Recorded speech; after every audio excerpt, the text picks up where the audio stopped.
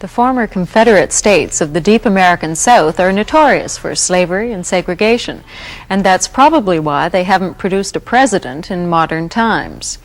However, that could change as we watch Jimmy Carter, a peanut farmer and former governor of Georgia, win a string of primaries in the race for the Democratic presidential nomination in July. W5 reporter Peter Reynolds flew south of the Mason-Dixon line this week to learn who is Jimmy Carter.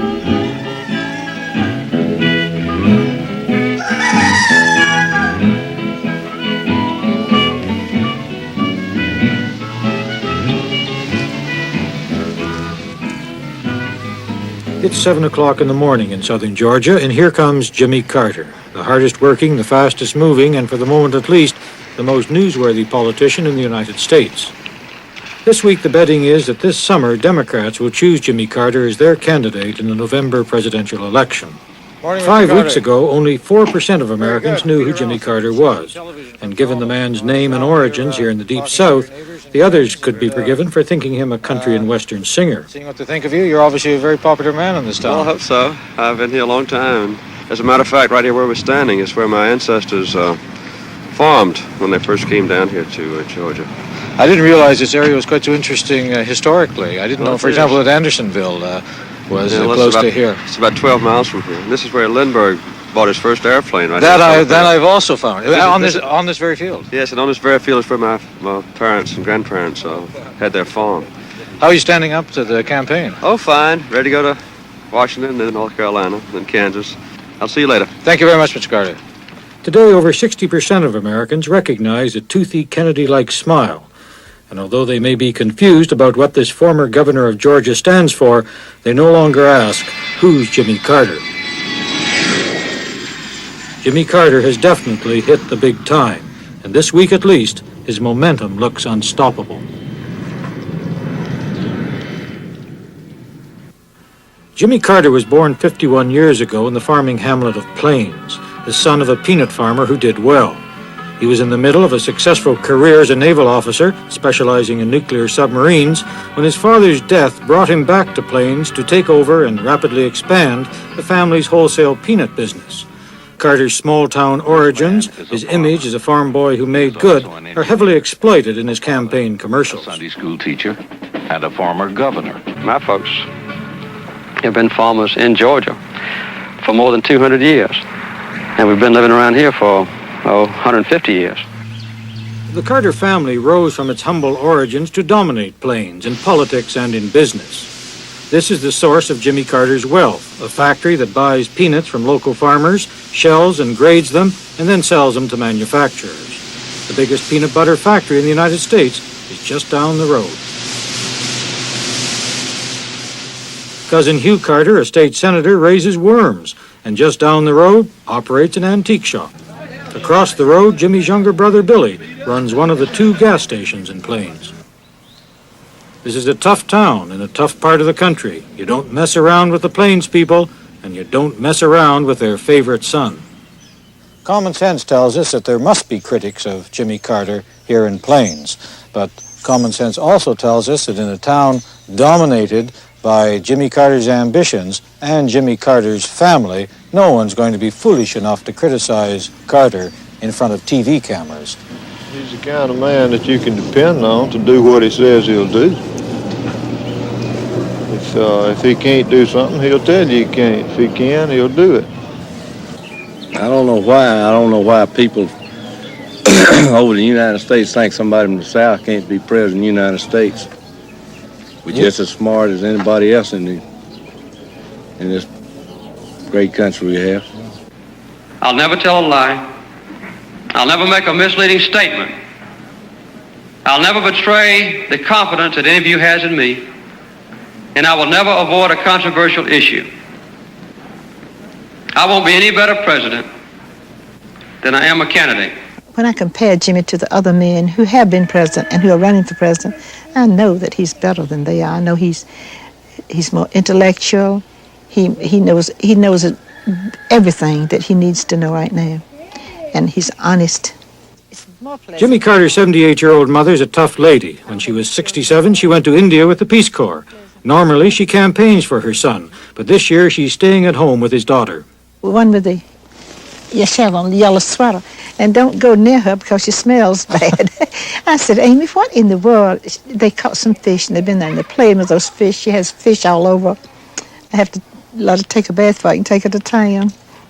How many children does Mr. Carter have? Mr. Carter He has 4. He has 3 sons and a daughter. She came 15 years after his youngest son was born, and they wanted a girl so bad, and they got one. No. Jimmy Carter is careful not to stick his neck out on controversial election issues and says he won't talk specifics until he becomes president. This self-styled man of the little guy is a master of generalities and pleasant truisms. He can sound decisive on issues where decisiveness is easy. For example, Jimmy Carter won't get in trouble with most Americans when he says the United States will never again be pushed around by Arab oil sheiks. I would make it clear to the Arab countries, in no uncertain terms, that if they ever again try to blackmail this nation, as they did in 1973, by declaring an embargo against us, that we would consider it instantly not a military but an economic declaration of war, and that we would respond in like terms and declare a total embargo against them, not ship them any food, no weapons, no spare parts for weapons, no oil drilling rigs, no oil pipe, no nothing. A Gallup poll released this week reveals that a majority of Americans prefer Jimmy Carter to Gerald Ford.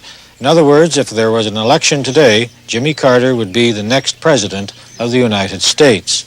But one wonders if the American people are really ready for a president from the Deep South, where the scars of segregation are still very visible, and where Jimmy Carter's record on the question of race is not necessarily as clean as Carter would like Americans to believe. Every day that Jimmy Carter leaves his comfortable brick ranch house in Plains, there, right across the road, is a reminder of how far the Deep South has to go to eradicate the scars of segregation and slavery. When Carter ran for governor of Georgia, he was accused of openly courting the segregationist vote, by, among other things, saying friendly things about George Wallace. But once in office, however, Carter turned against the segregationists, declared segregation was dead, and to make his point clear, hung a portrait of Martin Luther King in the rotunda of the state legislature in Atlanta.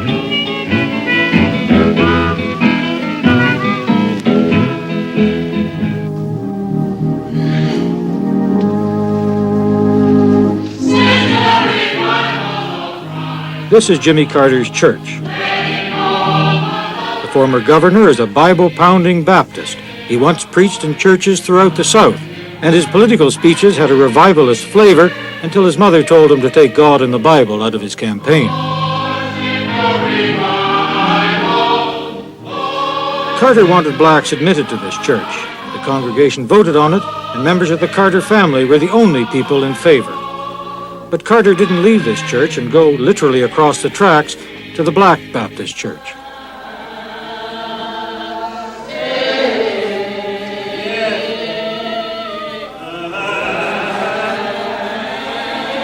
Given the still rigid social and economic divisions in the South, Carter would feel uncomfortable as a member of this congregation. Which doesn't mean, nevertheless, the black people in this now integrated community are not enthusiastic about Jimmy Carter, the politician, and Jimmy Carter, the man. They are. And here we come to Carter's greatest strength, his ability to win support among the poor and middle-class blacks in the North as well as the South. He did it in Illinois 6 days ago and in Florida 2 weeks ago. It's a state of affairs that perplexes those liberal Democrats who assume that blacks won't support a white ex-governor of a southern state. He's a man interested in people, not no race of people. He's just interested in people. And he has proved that around here. I think he loves black people. I think he do. He stands up for the right amongst the black and white. In other words, I believe he'll be an honest man amongst the low class of people. You know, some of the people that he understands what work means. Do you see him as a conservative? Well, I guess you'd have to say he's a conservative. He's on the conservative side. If he ain't a conservative, he's almost a conservative. That's my idea about it. You couldn't say he's a liberal. I believe people in this country are looking for a candidate for president You're in. who can form an intimate relationship between myself and you now and maintain that closeness between the center of our government and the people of this country after I'm in the White House next January.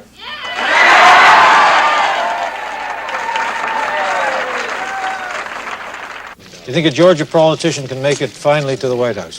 I believe it. Well, I was kind of shaky when he first started, but after he done gone this far, I think he can. This man is Jimmy Carter, an uncommon man who is now running for the Democratic nomination for president.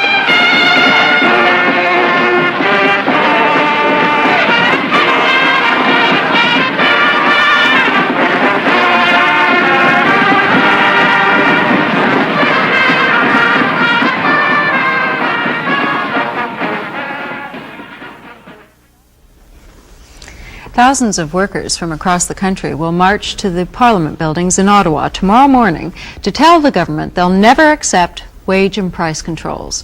There will be fighting words, at least, as representatives of the Canadian Labour Congress tell the Cabinet inside that the government is on a collision course with the Labour